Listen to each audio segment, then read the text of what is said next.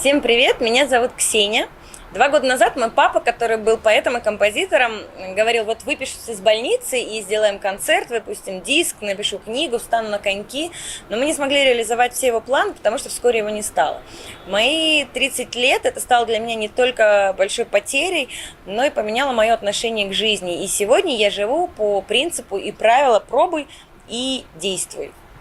Сначала это правило помогало мне справиться с депрессией, а потом стало помогать в реализации всех моих планов и идей.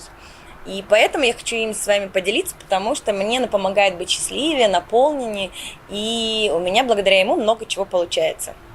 Вы все о многом мечтаете, но откладываете свои мечты на завтра, на потом, когда вырастут дети, когда будут деньги, когда будет время свободное. Но на самом деле в старости вы будете сожалеть о том, что много не пробовали, не делали, и у вас осталось немного времени, чтобы попробовать все, о чем вы мечтаете. Поэтому я призываю жить по принципу «пробуй и действуй здесь сейчас». Потому что на самом деле, чтобы завтра пробежать марафон, прямо сейчас нужно просто надеть кроссовки и начать бегать вокруг дома.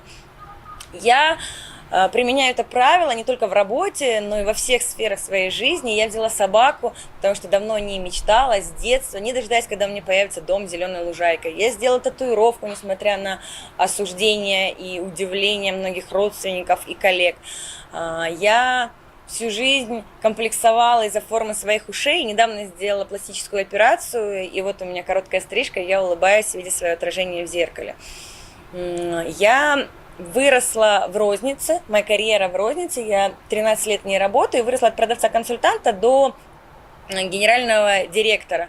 И недавно я оставила руководящую позицию в одной из компаний, и сейчас занимаюсь своим делом. Я открыла школу розницы, в которой мы обучаем розничным профессиям. Я открыла клуб, в котором мы собираем крутых топовых специалистов розницы, которые делятся своими знаниями, опытом, где можно найти себе наставника, где можно найти ответы на все свои вопросы. Пробуй и действуй применимо для любой сферы жизни.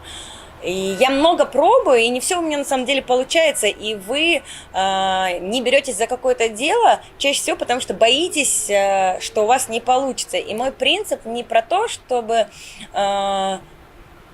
перестать бояться, а про то, чтобы, несмотря на страх, начать сделать этот первый шаг. С каждым следующим шагом вы будете увереннее и опытнее, и каждый следующий шаг будет приближать вас к своей мечте. Но в первую очередь надо его сделать, этот первый шаг, начать пробовать и действовать.